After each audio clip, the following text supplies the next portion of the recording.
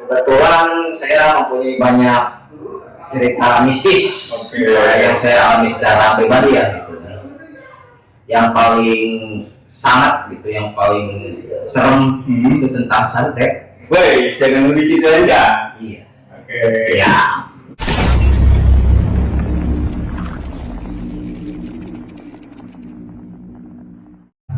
Assalamualaikum guys, balik lagi bareng gue PKR Taufik di rumah gudang misteri. Dan sekarang gue lagi ada di suatu tempat masih di area Tasikmalaya. Sekarang gue lagi bareng sama Kang Iki. Iya. Coba perkenalkan. Nama saya Iki. Sehari-hari kerjanya di freelance ya. Kebetulan saya mempunyai banyak cerita mistis yang saya alami secara pribadi ya gitu. Yang paling sangat gitu, yang paling serem itu tentang santet. Woi, jangan diceritain aja. Iya. Oke. Ya. Buat teman-teman yang pengen jadi narasumber seperti Kang Iki, bisa DM di Instagramnya Rumah Gudang Misteri Official. Dan jangan lupa di subscribe, karena subscribe itu gratis. Coba, Ayo. ceritanya gimana punya? Oh ya, kita nggak izin merokok ya. Jadi ini mah pengalaman pribadi tahun 2015 gitu kan. Waktu itu saya itu punya bos Ya. orang luar Jawa. Dia punya perusahaan, punya toko di daerah Jakarta gitu. Karena dia sibuk mungkin urusan di Tasik, kebetulan perusahaannya di Tasik. Ya, dia mempercayakan ke seseorang gitu kan, si toko itu. Nah, lama-lama kepercayaan itu dijadikan alat buat dia. Oke. Jadi manipulasi data seperti itu. Hingga kerugian itu mencapai hampir 140 juta waktu itu. Beras sekali. Ya namanya orang gitu kan. Ya. Itu bukan uang sedikit, hasil keringat. Memukul nggak bisa. Pulanglah dia ke tanah kelahiran, daerah Sumatera lah. Pulang saya ikut ke sana, barengin. Nyampe di sana nggak bertele-tele, dia langsung nemuin gurunya.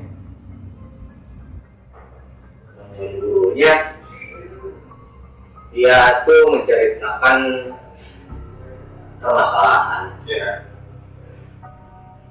Orangnya seperti ini. Kebetulan dia punya datanya, punya foto. Dia itu pengen nyantet. Kata gurunya perlu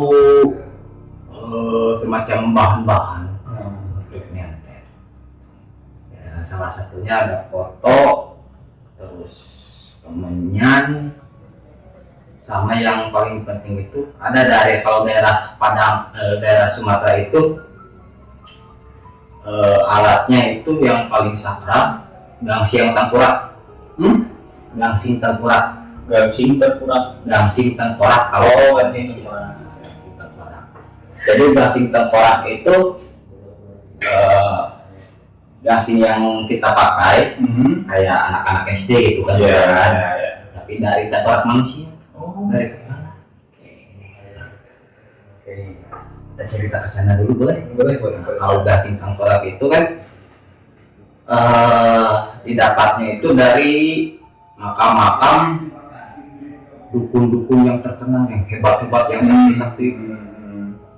Nah, di daerah sana itu ada bukan adat ya, lebih ke budaya begini ya. Budaya untuk para dukun-dukunnya gitu.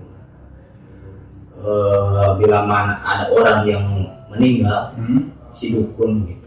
Si dukun meninggal itu kebanyakannya dijaga sama keluarganya atau sama murid-muridnya. Oke. Ya.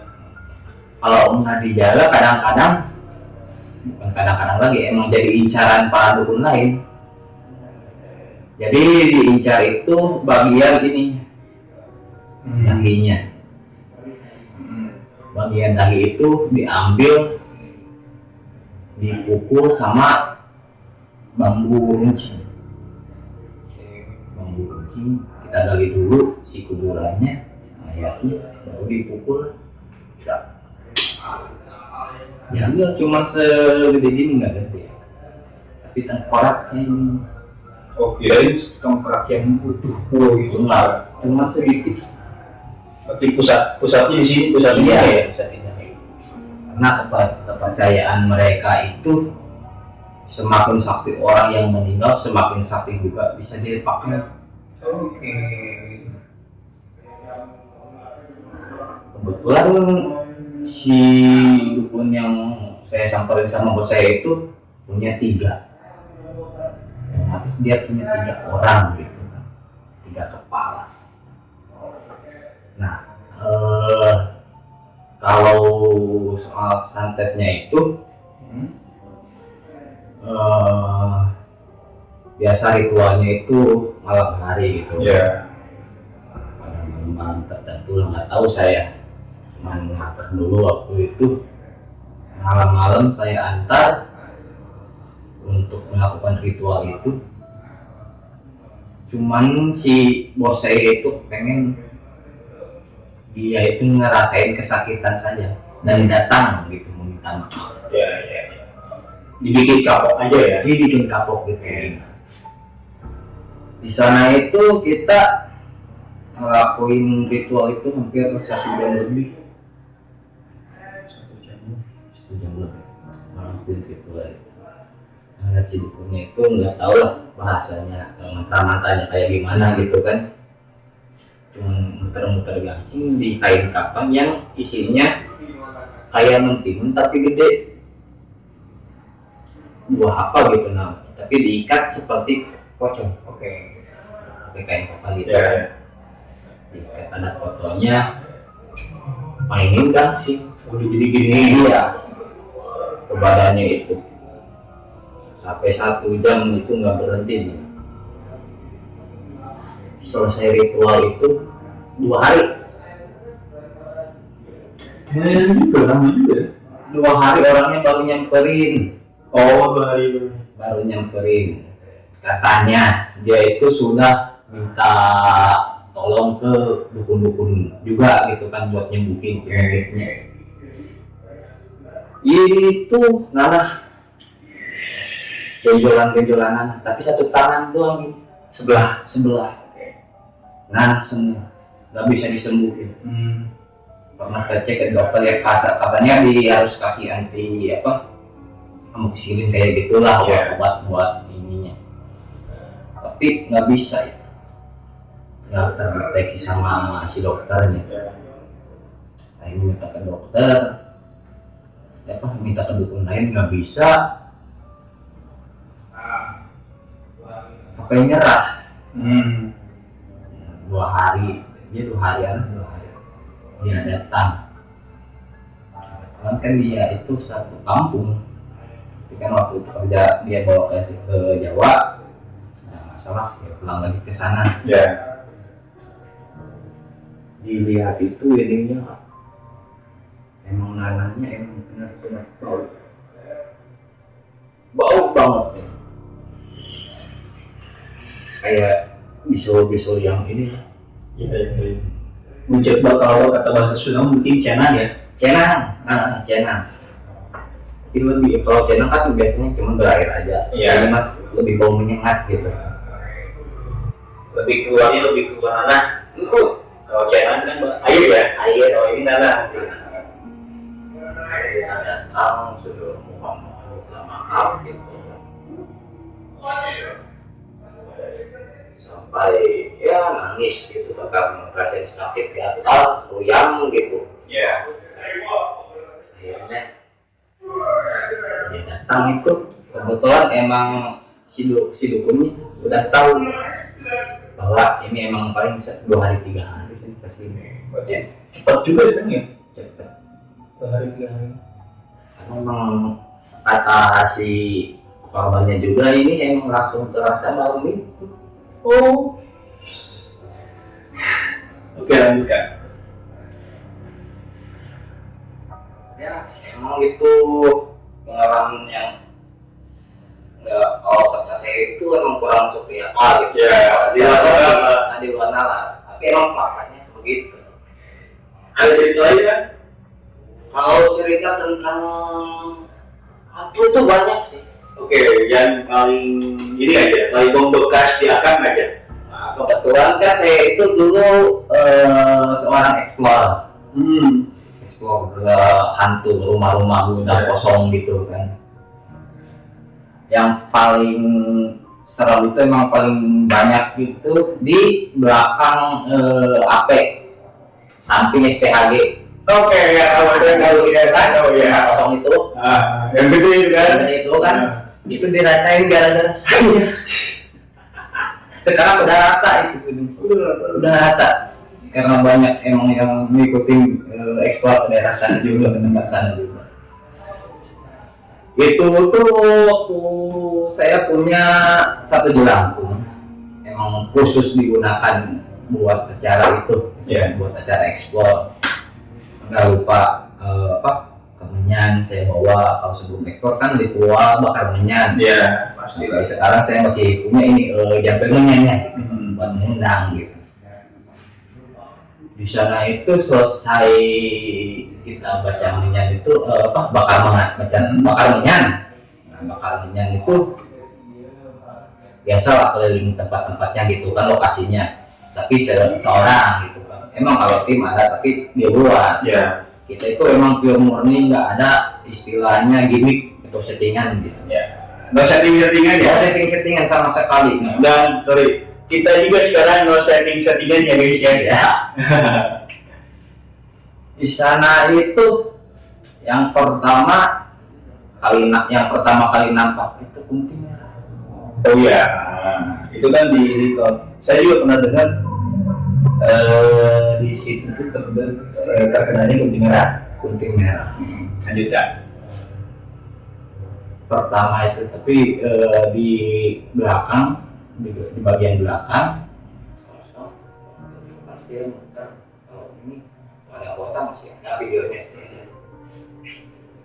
Cuman kalau di video itu nggak nampak wajah. Nah kalau kita ini pegang tripod gitu kan lampu ngelewat itu cuman kainnya saja yang lewat. Oke, pen merahnya ya. Pen merah. Itu videonya ada di mana? Ada di Instagram saya. Siap. Nanti bisa dicek lah. Lihat. Nanti bisa di studio ya nanti ya. Oke, siap, bisa di-studio. Yang kedua itu pas saya itu lari ke lantai 2, nyari lokasi lantai 2 gitu. Cari lokasi lantai 2 nggak dapet, lihat ke bawah, kebetulan di jelangkung saya itu kan ada lilin jelangkung itu terbakar. Apanya? Jelangkungnya terbakar. Habis. Itu yang paling serem di STHG. Yang kedua itu di depan kantor imigrasi bekas rumah makan. Oh ya, yang di belakang. Iya, yang ada kalau di luar itu patung jerapah yang ada kepalanya. Iya. Gitu itu Pak. Itu di belakang itu kan ada makam keramat juga. Oke. Ada satu itu di lantai 2 itu ada langsung makam. Kan posisinya kan gini sih tanahnya, jadi ada lantai 1, lantai 2. Di lantai 2 itu langsung tanah juga. Di sana itu paling banyak itu banaspati. Oke. Api yang berterbangan. Itu masih ada juga videonya. Kalau kunti ada juga kunti yang putih. Kunti putih. Saya juga pernah waktu itu ajak temen yang jadi ceritanya gini, ada pedagang kopi di Dadaha. Oke. Saya kan sering ngopi di sana gitu kan. Kebetulan kita habis explore, cuma rehat di sana gitu kan sama tim, ngobrol-ngobrol. Ya tertarik lah. Kan saya juga senang nggak ada yang bisa masukin saya. Oke. Bapaknya sambil sombong, akan bapak saya ada yang jagain gitu kan. Dibawalah karena dia penasaran juga sampai waktu itu dia itu kan pakai beceng motor. Sampai si tempat kopinya itu warung kopinya itu tutup dulu. Berangkat. Dia berangkat itu waktu ke sana langsung kayak nyoba. Nggak tahu masanya kan masih gua nggak pernah live streaming gitu kan waktu itu sambil live kasih paham dulu ya berangkat itu selang 15 menit biasa sana kemarin pegang kamera gitu langsung dia aku dia jatuh kesurupan. Pas kesurupan itu dia lari ke lantai 2, cuman gini aja, nggak istilahnya sampai hari, nggak istilahnya kayak kesurupan biasa, nggak teriak-teriak, enggak, dia itu langsung lari ke atas nunjuk ini mas. Terus kesini yang nunjuk itu satu tempat di bawah pohon gede. Iya, bawah pohon kita carilah karena emang udah kenok lah kalau istilahnya dari eksternal itu udah kenok, udah keserupan. Kita cari ke sana, dia lagi nunjuk ini, lihatlah di bawah ada batu kali. Itu jadi kinyang. Emang setelah itu dia disadarkan kan sama temen karena ada tim juga. Penasaran lagi. Besoknya itu katanya dia pergi ke daerah Cineam buat ngisi banyak. Wadah. Ini juga wadah gitu. Iya, ada. Lanjut. Langsung lah. Si sore itu dia ada ngotek lagi. Langsung. Ayo kita explore lagi. Kejadian gitu kan. Di bawah itu dulu ke daerah Ciamis sebelum Polres. Sebelah kiri, sebelah kanan. Ada jalan. Agak sepi lah jalannya itu. Ada rumah kosong satu. Biasalah kita minta izin dulu sama warga setempat. Oh diperbolehkan sampai warga juga ada yang banyak yang nonton di luar gitu kan sampai download aplikasi itu download hari itu juga nonton gitu kan. Dia nyampe ke sana jam 11-an. Kita gas mulai. Ini kalau masuk di akal sih masih mending, tapi ini kurang masuk di akal. Kenapa kurangnya? Dia itu jungkir balik ke depan. Bentar, jungkir baliknya gimana kan?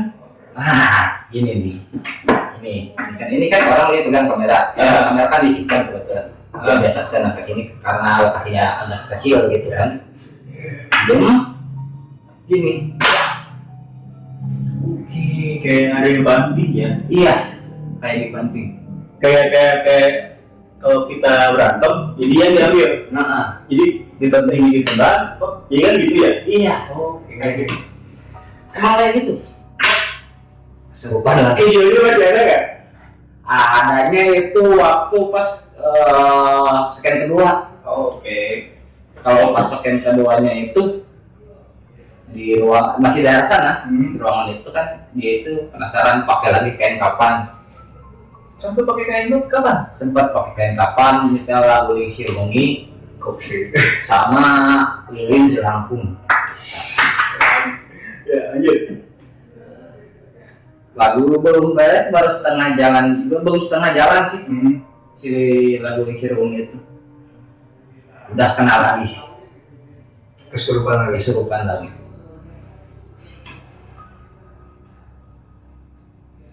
Ketok dia diganti lagi sama teman karena dia udah kan namanya juga kerasukan ya, pasti badan langsung lemas gitu, ini nyampe 2 kali gitu kan. Energi pasti kuras banget gitu. Diganti sama teman, kalau itu ini, kalau meja ini ringan, meja jati. Berat banget itu Meja jati itu macam apa?